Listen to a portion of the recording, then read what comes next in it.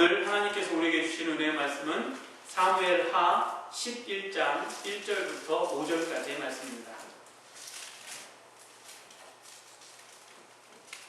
제가 가진 성경은 구약 463면 쯤에 있습니다.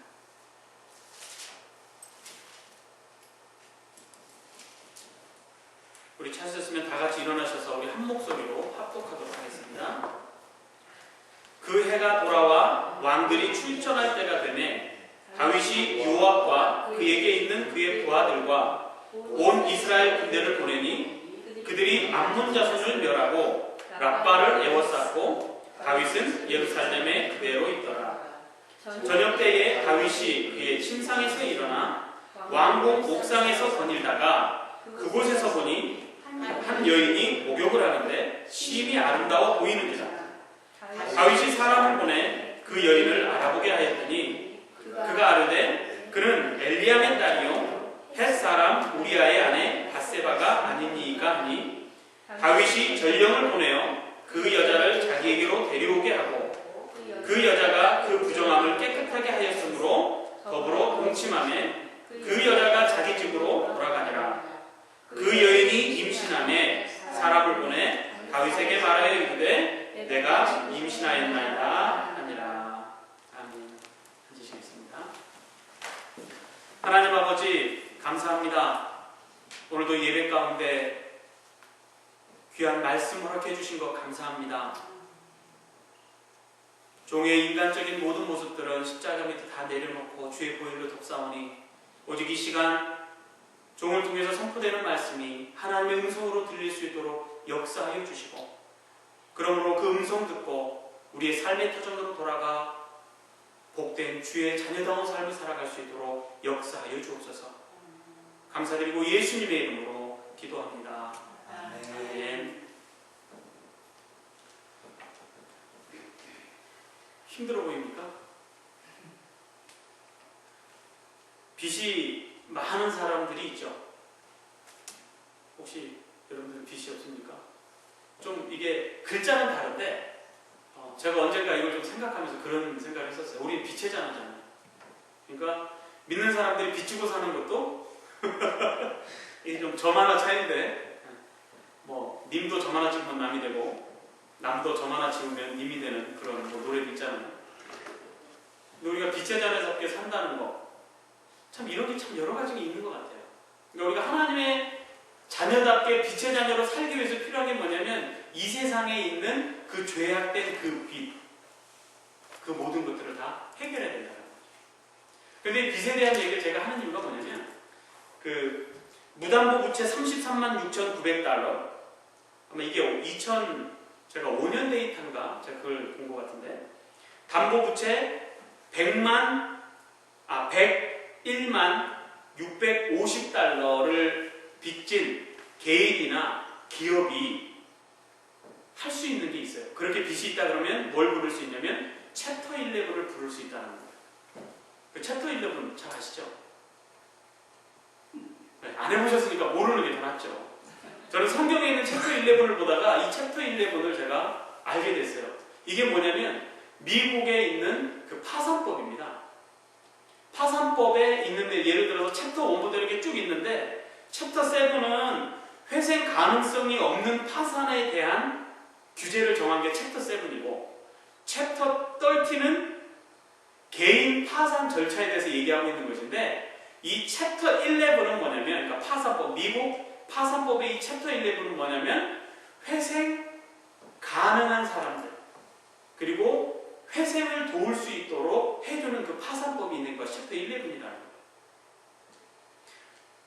그래서 이렇게 빚을 어렵게 하고 있는 사람들에게 빚을 탕감해주고 그리고 그 사람들이 파산하는 것보다 즉 어떤 사람을 파산시키는 것보다는 어떤 기업을 파산시키는 것보다는 그 사람을 다시 회생시켜주는 것이 국가적으로나 어떤 경제적으로 더 유익되다라고 생각할 때 그럴 때 이 파산 신청 챕터 11을 신청했을 때 그걸 받아준다는 거예요.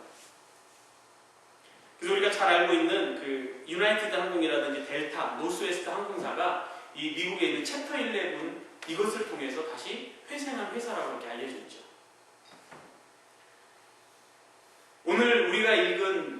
성경 본문이 어디입니까?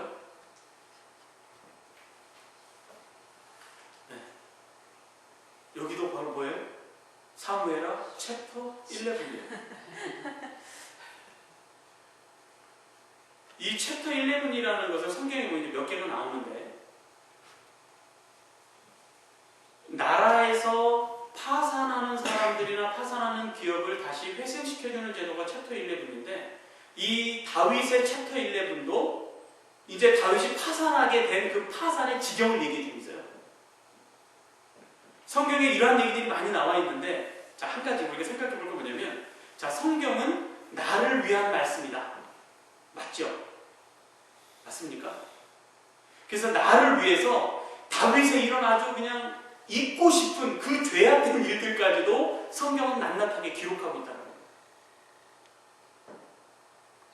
나를 위한 말씀으로 다윗에 대한 말씀을 우리에게 주시는 거예요. 만약에 우리 목사님이나 저에 대해서 성경이 얘기하고 있다. 아마 그럼 저는 여기 밑으로 숨어야 될지 몰라요. 생각해 보세요. 제가 화장실에서 혼자 이렇게 이 사람 못 쓸 사람 하면서 내가 막 안 좋은 얘기를 한다든지 안 좋은 생각을 했던 거, 그리고 내가 아내 모르게 지었던 죄 있나? 하나님만이 하실 거예요. 그런데 아무튼 그런 것들을 성경에다 기록해가지고 이 세상에 예수 믿는 모든 사람들이 다 보게 했다. 이거 얼마나 창피한 일이겠습니까? 그런데 감사한 것은 성경은 나를 위한 말씀이지 나에 대해서 기록하고 있지 않다라는 거예요. 그래서 그 말씀을 통해서 우리는 교훈과 책망과 바르게 함과 의로 교육된다라는 거죠. 왜 그렇게 되는가? 하나님의 사람으로 온전케 하기 위해서 하나님께서 이 말씀을 주셨다는 거예요. 그뿐 아니에요. 온전케 되는 게 중요하지만 그보다 더 중요한 것은 뭐냐면, 온전케 된 사람들이 해야 될 게 뭐냐면 선한 일을 행해야 된다는 거예요. 그래서 디모데전서 3장 16절과 17절에 그 말씀이 있잖아요. 모든 성경은 하나님의 감동으로 된 것으로 교훈과 책망과 바르게 함과 의로 교육하게 유익하다. 왜? 이는 뭐라고요? 하나님의 사람으로 온전케 하며, 그죠? 또 모든 선한 일을 행할 수 있도록, 행할 능력을 우리에게 갖추게 하기 위해서 그 말씀을 주셨다는 거예요. 그러니까 사실 다윗의 챕터 11이 오늘 우리가 설교 시간에 같이 나눌 얘기지만, 사실 이 다윗의 어떤 이 몰락하는 내용들은 우리를 위해서 하나님께서 주신 얘기라는 거예요. 나중에 우리가 천국 가서 다윗에게 딱 잉크하면서 벳, 쉬, 버 이렇게 얘기하면 과연 다윗이 뭐라고 얘기할까요? 저는 그게 너무 기대가 돼요. 빨리 천국 가고 싶은 마음은 그것밖에 없어요. 그래도 하나님 지금 불러주신다 그러면, 하나님 잠깐만 좀 더 하시지. 이제 40인데 120까지 살려면 이제 3분의 1밖에 안 사는데 하나님 좀만 더 기다려주세요. 뭐 이렇게 얘기할 수 있겠죠.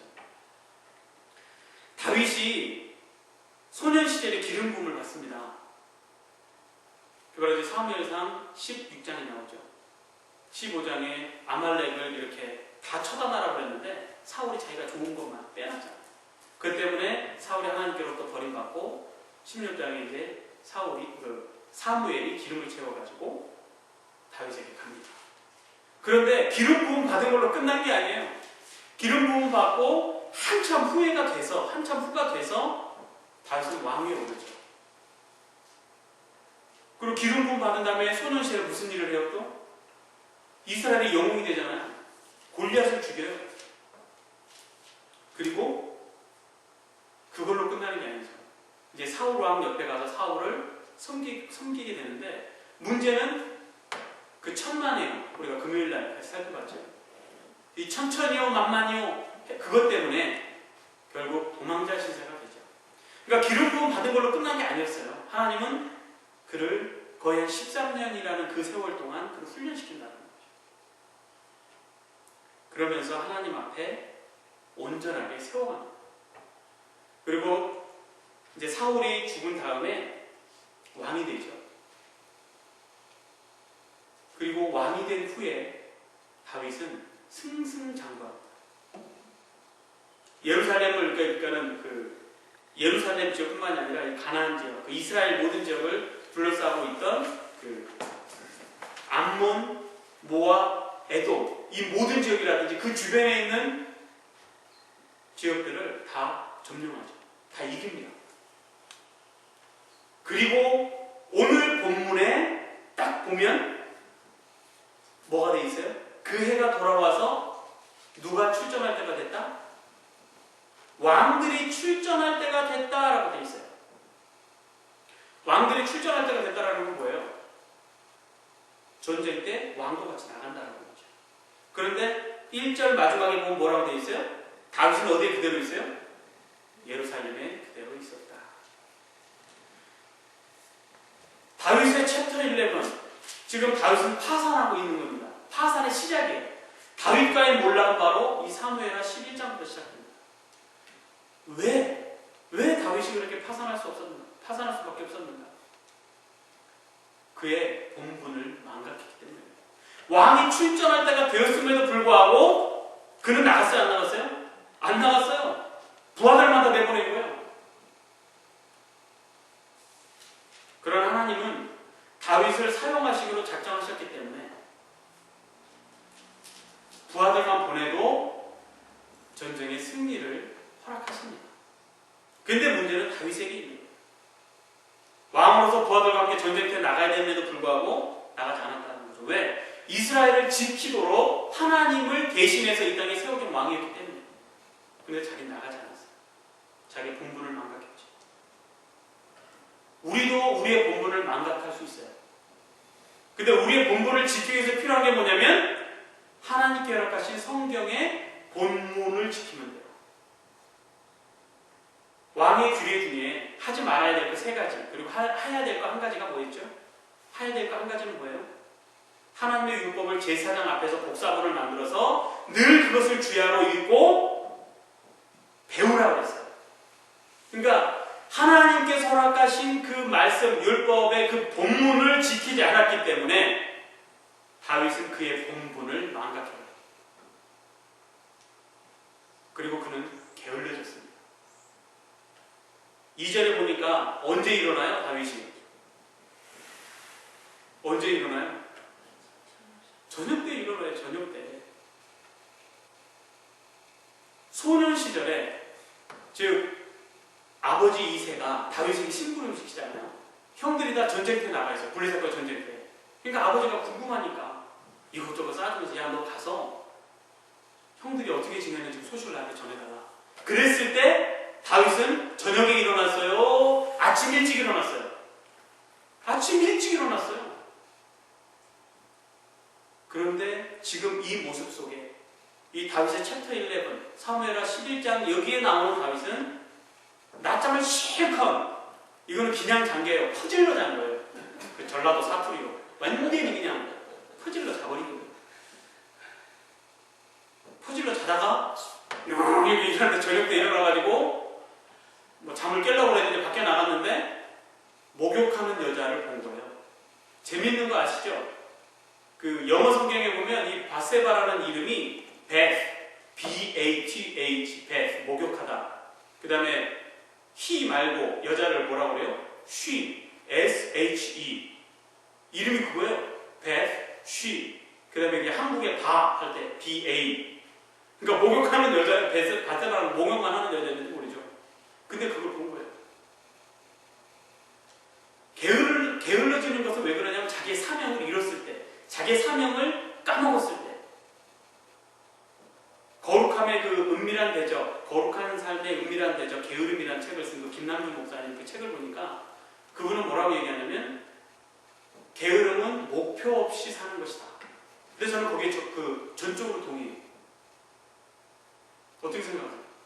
우리의 목표는 뭐예요? 우리의 사명이에요. 우리의 삶의 목표는 하나님 나라 확장이잖아요.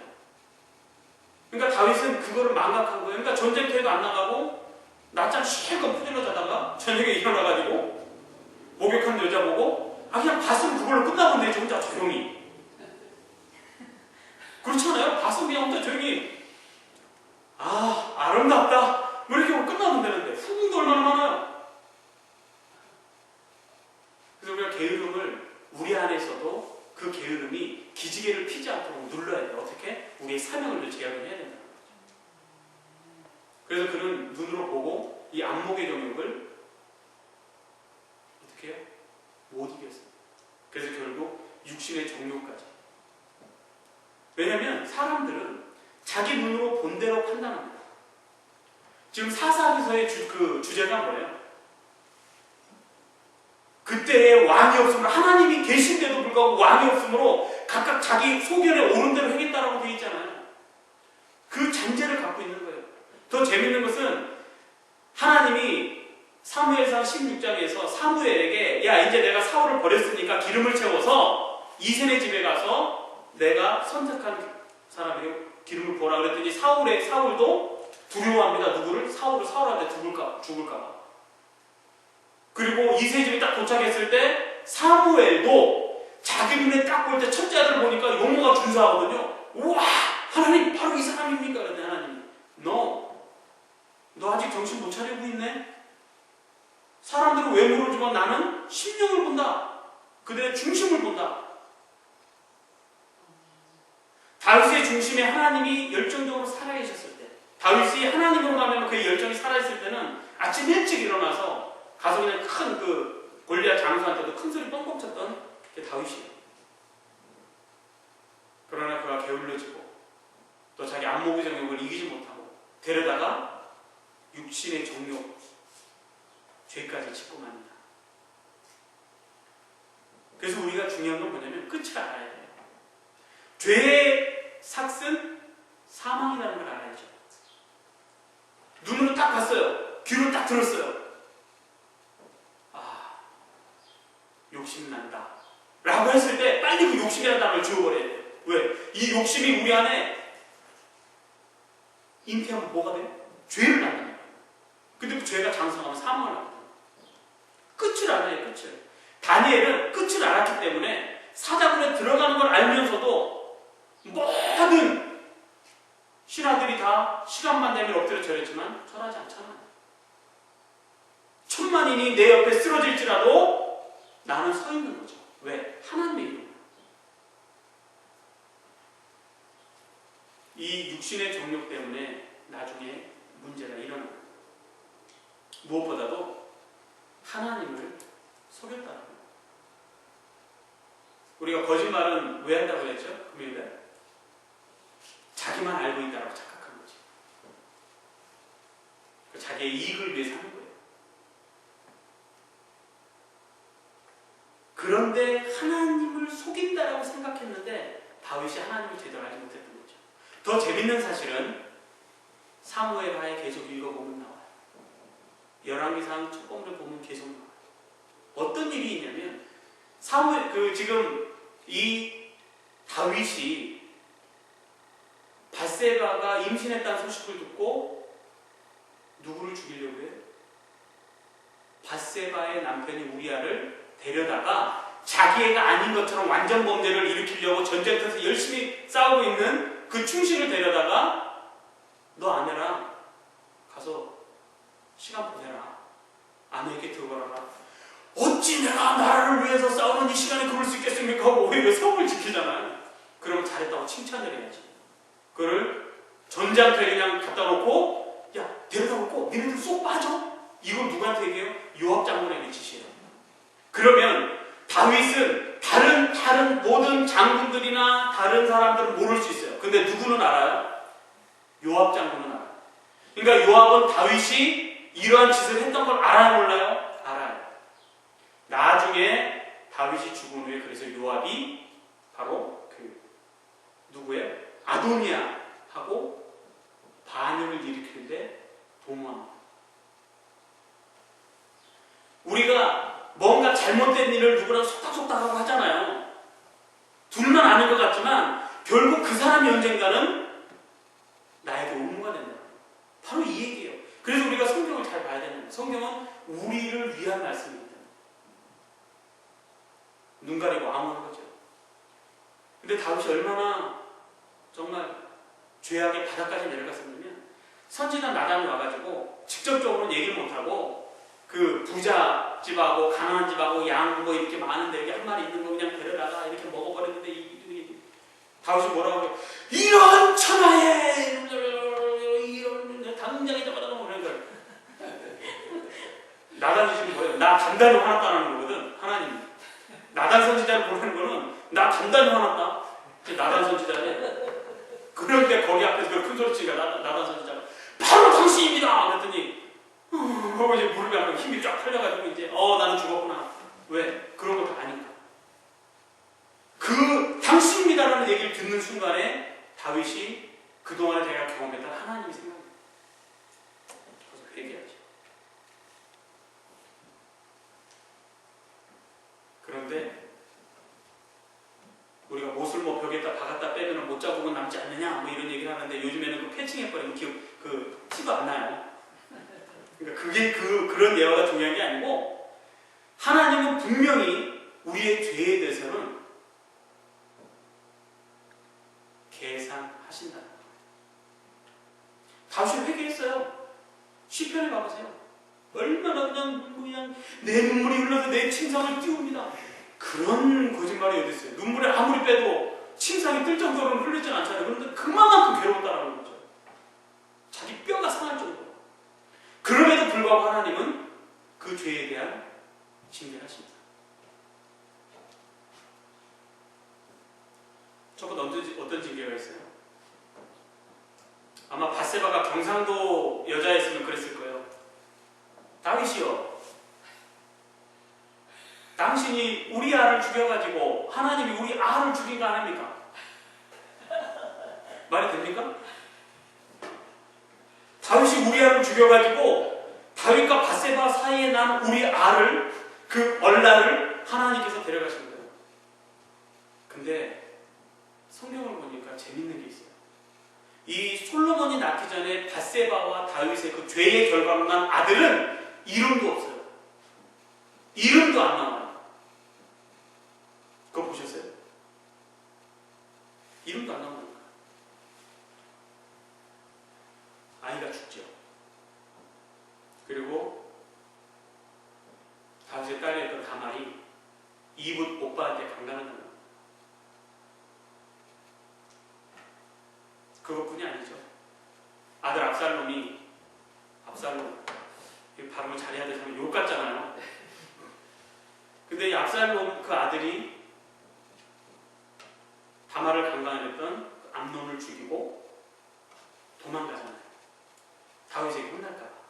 그러다 다시 기세등등하게 반역을 꾀하면서 들어옵니다. 그랬을 때 다윗은 하나님께 묻지도 않고 신하들과 함께 도망가버려요. 왜? 지금 말씀드렸잖아요. 사무엘하 11장보다 다윗은 몰락하고 있거든요. 지금 파산 선고를 한 거예요. 그리고 그 암논만 죽은 게 아니라 압살롬도 결국에는 다윗과 대적하다가 죽게 됩니다. 결국 하나님께서 말씀하셨던 모든 것들이 일어나죠. 네 집안에 칼부림이 끊이지 않을 것이다. 우리가 어떠한 죄를 졌을 때 분명히 회개해야 돼요. 근데 회개하고 난 다음에 우리가 기억해야 될 게 뭐냐면, 하나님, 이 일로 인하여 나에게 닥치는 어려움들 내가 감수하겠습니다. 그런 마음도 있어야 돼요. 그러니까 그 끝을 알면, 그러니까 이 다윗을 보면 분명히 죄를 졌어요. 회개했어요. 그러나 그 죄에 대한 결과는 분명히 있다는 거예요. 이 챕터 11이 바로 이런 내용입니다. 성경은 그만 얘기하고 있지 않거든요. 다윗에게만 있는 게 아니에요. 창세기 1장 2장에 보면 하나님이 천지를 만드시고 인간들이 하나님과 함께 살잖아요. 얼마나 행복했는지 몰라요. 그러나 창세기 3장에서 바로 죄가 들어오죠. 그래서 이때 하나님께서 징계하십니다. 근데 여기서 지금 길게 말씀을 드릴 수 없지만 간단하게 보면 징계는 뭐냐면 하나님의 사랑이 또 다른 표현이거든요. 믿으세요? 그런데 아담이 죄를 짓고 아담에게 징계를 내리시는 내용을 보면 아담이 직접 징계를 받는 게 아니에요. 아담이 이 땅에서 살기 때문에 아담에게 직접 징계를 내려서 아담이 무슨 뭐 이렇게, 물론 이제 육체적으로 죽게 됐죠. 영원히 살지 못하니까. 그러나 아담보다는 아담을 비껴서 이 땅이 징계를 받게 하나님 이 땅을 징계하세요. 그래서 이 땅에서 가시원금기가 나고 아담과 그 이후에 있는 모든 사람들이 땀을 흘리지 않으면 먹고 살 수 없도록 하나님께서 하셨다. 그러니까 하나님의 징계는 정말 사랑의 징계.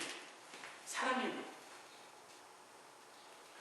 그리고 첫 번째 나오는 챕터 11이 창세기 11장입니다. 이때 하나님께서 어떻게 하셨어요? 언어를 흩어가지고 다 민족들을 흩어버리잖아요. 그게 바로 징계였어요. 왜? 노아의 홍수 때 다 죽이고 8명만 딱 살려놨잖아요. 그리고 더 이상 내가 다 죽이지 않겠다. 이렇게 홍수로 내가 물로 멸망시키지 않을 것이다. 그렇기 때문에 아마 물로 멸망시킬 것 같으니까 그 하나님을 믿지 못하고 탑을 높이 쌓고 하나님께 대항하는, 즉 교만의 가장 극치, 교만한 죄의 극치가 바로 바벨탑이에요. 그러나 하나님께서는 이때는 단 한 사람도 죽이지 않아요. 그냥 서로 소통하지 못하도록 언어만 흩어요. 그래서 1 더하기 1은 몇이에요? 2죠. 그래서 사도행전 2장에 가면 성령으로 말미암아 다시 언어가 하나가 되는 게 나와요. 성령의 역사. 즉 하나님께서 언어를 흩어졌던 것을 하나님께서 성령으로 말미암아, 성령 강림으로 말미암아 방언을 통해서 서로 언어가 하나 되게끔 알아듣게. 그래서 우리 믿는 사람들은 바로 그 안에 한 가족, 그 다음에 형제 되는 거예요. 그리고 예수님이 이 땅에 오실 때까지 이 세상은 철저하게 낮아지고 낮아지고 낮아지고. 그래서 그 중간에 있던 과정 중에 하나가 바로 뭐냐면 이 다윗의 챕터 11, 창세기 챕터 11이 있고 사무엘하 챕터 11, 다윗의 챕터 11이 있죠. 밧세바를 취한 사건. 그리고 부전자전인지 어쩐지 몰라도 또 우리가 외우기 쉽게 하나님 그렇게 하신 것 같아요. 열왕기상 11장, 어디 12장, 13장도 아니에요. 10장도 아니에요. 11장. 11장에 솔로몬이 한국적으로 얘기하면 여자 치마폭에 그 12폭 치마에 딱 쌓여가지고 하나님을 저버리죠. 하나님을 떠납니다. 그럼에도 불구하고 하나님께서는 끝까지 많은 사람들을 통해서 히브리서 11장의 믿음으로 살게 하십니다. 히브리서 11장이 그걸 얘기하고, 그리고 우리가 믿음으로 살다가도 때때로는 잘못할 때 있잖아요. 그럴 때 하나님께서 징계하신다. 그리고 그 이후에 우리는 꼬불꼬불하게 올라가죠. 그게 뭘 얘기해요? 우리의 신앙이 직선으로 쫙 올라가는 게 아니에요. 올라갔다 내려갔다 오늘은 뭔가 은혜롭다고 막 웃다가도 하루는 시무룩해져. 뭐 이런 거. 그래서 이 사무엘하 챕터 11 그리고 창세기 11장 그리고 솔로몬의 챕터 11 열왕기상 11장 이러한 삶을 해결할 수 있는 방법은 바로 뭐냐면 믿음으로 살아야 된다는 거예요. 그래서 히브리서 11장에 많은 사람들의 이름이 나왔는데 그 사람들의 공통점 뭐냐면 하나님을 믿음으로 하나님을 기쁘게 했던 사람들. 오늘날에 만약에 히브리서 11장 소편이 쓰여진다 그러면 저와 여러분들의 이름도 거기에 쓰여지기를 축원합니다. 자, 우리 히브리서 11장 6절 말씀 같이 한번 읽어볼까요? 믿음이 없이는 하나님을 기쁘시게 하지 못하나니 하나님께 나아가는 자는 반드시 그가 계신 것과 또한 그가 자기를 찾는 자들에게 상 주시는 이심을 믿어야 할지니라. 믿음으로 사는 걸 믿음. 다윗이 하나님을 믿었을까요? 안 믿었을까요? 믿었어요. 그런데 눈에 보이는 대로 자기가 행했을 때 그 믿음보다 자기 육신의 눈에 보이는 게 더 컸기 때문에 하나님을 바라보지 못했을 때 그는 죄의 부름품으로 빠질 수밖에 없었다는 거예요. 압살롬이 반역했다고 쳐들어왔을 때 그가 하나님 내가 회개했지 않습니까? 하나님 다시 한번 나를 불쌍히 여겨달라고 하나님 내가 어찌하면 좋겠습니까? 라고 기도했다면 그럼 하나님께서 해결했을지도 몰라요. 근데 기도도 하니까 이게 도망가 버렸다는 거예요.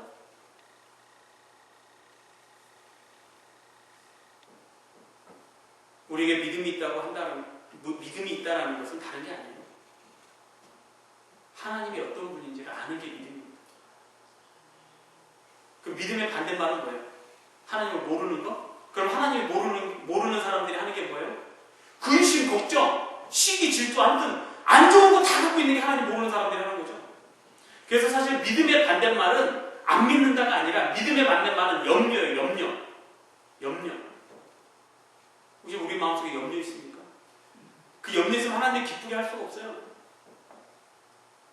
어떤 사람도 왜 교회에서 자꾸 헌금을 갖고 오라고 돈 내라고 그럽니까? 이렇게 얘기할지 몰라요. 그러나 그거는 그분들이 잘못 생각하고 있는 거예요. 우리가 하나님 거지 안 해요. 하나님은 거지라고 우리가 교회에다 돈 갖다 내? 안 그래요. 감사한 건 뭐냐면 나에게 그래도 하나님께 드릴 수 있는 뭐니 해도 머니, 주님의 머니, 주머니 속에 있는 그 머니, 그 주머니 속에 있는 주님의 머니를 다시 주님께 드려서 주님의 일을 할 수 있는 그 동역자로 내가 쓰임받고 있다는 게 감사한 거죠.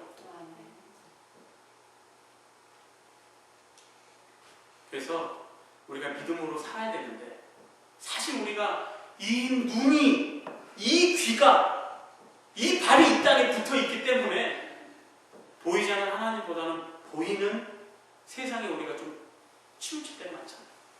그 다음에 조금 잘못할 때가 있고 나는 조금 잘못하는 것 같은데 하나님 앞에 큰 죄가 되는 것들도 있을 수 있어요. 그랬을 때 하나님께서 어떻게 하시느냐, 바로 히브리서 12장을 통해서 우리에게 말씀해 주세요. 어떻게? 하나님, 나 챕터 11, 나 지금 파산 직전이에요. 내가 이 죄를 생각하니까 난 죽을 수밖에 없는 하나님, 나를 살려주세요. 했을 때 하나님께서 징계하신다. 그래서 히브리서 12장은 바로 징계에 관련된 장인데 우리 같이 한번 읽어볼까요? 12장 7절입니다. 너희가 참음은 징계를 받기 위함이라 하나님이 아들과 같이 너희를 대우하시나니 어찌 아버지가 징계하지 않는 아들이 있으리요. 그래서 징계는 하나님의 사랑의 또 다른 표현입니다. 그렇다면 우리의 사랑의 표현은 뭘로 표현돼야 돼요? 순종함. 왜 순종이 제사보다 나은가? 제사 드리는 거, 오늘날 말하는 예배 드리는 거, 하나님 앞에 11조 드리는 거, 하나님의 것으로 인정하는 거, 그 다음에 우리 자녀들의 문제, 모든 것들을 다 드리는, 그리고 우리가 교회에서 청소하고 봉사하고 직분자로 일하는 이 모든 것들을 포함하고 있는 가장 큰 합집합의 그 원이 뭐냐면 그게 순종이라는 거예요. 제사가 나쁘고 순종이 좋다가 아니에요. 순종이 제사보다 낫다라는 거죠. 수양의 기름 하나님 원하세요. 우리가 하나님 앞에 우리의 어떤 삶의 제사를 드리고 우리의 물질을 드리고 시간을 봉사하는 하나님 기뻐하세요. 그러나 그렇게 하는 게 나에게 순종함으로 하면은 괜찮지만 그게 너의 의를 위한 거면 그게 곧 올무하다고 죄가 될 수 있다는 거예요. 교회에서 사역을 열심히 해도 선교사님들이 열심히 사역 갔다가 사역 말기에 시험 들어가지고 상처받고 하나님을 떠난 분들도 저는 봤어요. 내가 이렇게까지 말라리아에 걸려서 죽을 고비를 몇 번을 넘기고 우리 자녀들이 이렇게 어려움을 당하고 내 딸이 선교제에서 아무튼 이렇게 안 좋은 일도 당하고 이렇게 하면서 내가 그래도 끝까지 주를 위해서 일했는데 나한테 암이 뭡니까? 이거는 내 자신의 의를 위한다라는 것을 살짝 포장하고 하나님의 일을 한다라고 착각하고 있을 때 이런 일이 일어나요. 그러니까 우리는 순간순간 늘 우리 자신을 돌아봐야 된다. 내가 누구를 위해서 일하고 있는가? 우리가 혹산학교에 왜 다니고 있어요? 다닐 기회가 없어서? No. 하나님 우리 택하셔서 세우셨잖아요. 제가 일 안 하면, 제가 목회 안 하면 이 교회가 없어져요? No, 그렇지 않아요. 저는 제가 여기서 지금 이렇게 설교하고 우리 호산학교의 목사로 사역하고 있다는 게 얼마나 감사한 거예요. 내가 하나님을 위해서 뭔가 할 수 있다는 것만으로도 좀 감사해요. 그런 교회가 주어졌다는 것만으로도 감사한 거예요.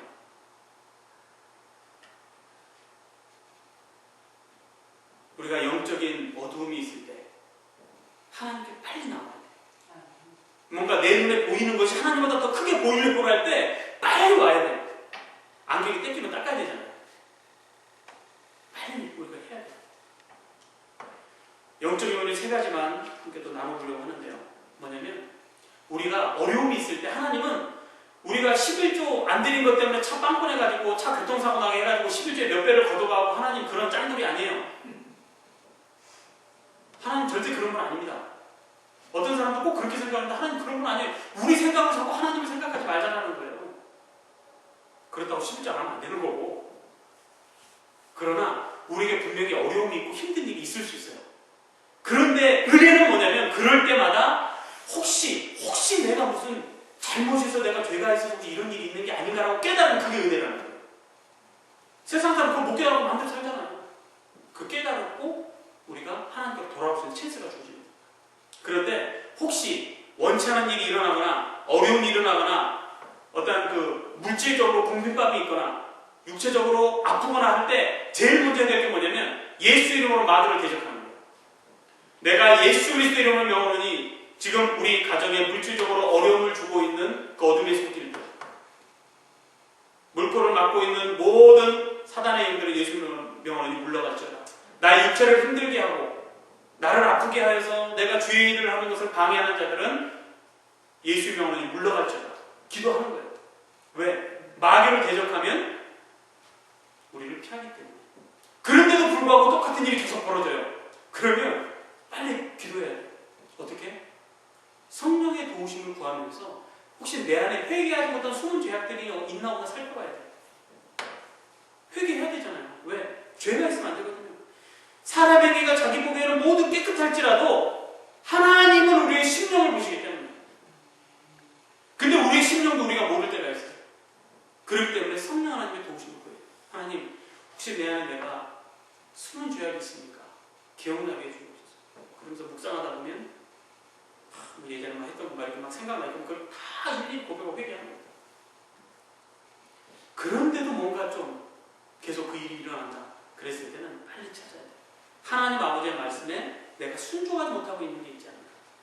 많은 크리스찬들이요, 어떤 어려움이 있을 때 막 소원을 막 해요. 하나님, 이번에 이것만 해결되면, 내 아들이 여기 이 대학만 들어가면 내가, 이 사업만 이렇게 일어나면 내가 하나님의, 딱 되고 나면은 화장실 들어갔다 나왔으니까 얼마나 시원해요. 옷 냄새 딱 잡고 시원하다고 또 이제 먹으러 가는 거죠. 들어갈 때 나갈 때 틀린 게 바로 우리 삶입니다. 순종이 제사보다 나은 거, 듣는 것이 수양의 기름보다 나은 거, 결국 순종입니다. 그래서 마귀를 대적하는 거, 우리가 회개해야 되는 거, 그리고 혹 내가 어렸을 때라도 서운했던 것 중에 안 지킨 게 있는가? 저 놀라운 게요. 제가 그 중학교 2학년 때 이렇게 기도하고 고등학교 때 이렇게 선교에서 이렇게 사역하면서 기도했던 거 하나님이 지금 위로 주셨잖아요. 여기 좀 시골스럽지 않나요? 좀 우리가 지금 살고 있는 칼라마트 지역이? 여기서 목회하자 한다. 이 시골 같은 데 가서 좀 이렇게 사람들하고 같이 먹고 뒹굴고 이렇게 좀 사역하고 싶다. 일단 큰 도시보다. 왜? 큰 도시 너무 많잖아요. 사람들이. 일할 수 있는 사람들도 많고. 이런 데 와서 이렇게 사역할 수 있는. 근데 하나님 진짜 그렇게 하셨다니까요. 25년, 26년 만에. 그래서 우리가 서운한 게 분명히 있어요. 근데 그거를 내가 이룰 수 있도록 노력하면 더 빨리 되는 거예요. 하나님을 도와주시는 거예요. 그게 바로 순종하는 길이라는 것입니다. 그래서 우리가 우리의 삶에 때때로 힘들 때 있어요. 우여곡절도 있을 수 있습니다. 그럴 때마다 하나님을 의지합니다. 우리의 본분을 지키기 위해서는 하나님 주신 이 말씀을 온전히 지키는 것. 본문을 지키자. 우리가 말씀 앞에 하루하루 우리의 삶을 맡기고 하나님의 말씀대로 살아가게 되는 저와 여러분들 되기를 주의 이름으로 축원합니다. 하나님 아버지 감사합니다. 우리 인생에 결코 파산이란 없습니다. 하나님이 우리와 함께 하시기 때문입니다. 하나님 감사드립니다. 늘 주와 동행하는 복된 인생 될 수 있도록 성령께서 늘 도와주시고 주의 말씀을 늘 묵상하고 읽고 공부하고 말씀을 듣고 공부하며 주님 앞에 나아갈 수 있도록 우리를 붙들어 주시옵소서. 주의 말씀으로 나의 삶을 채워갈 수 있는 복된 인생 될 수 있도록 도와주시옵소서. 감사하고 예수님의 이름으로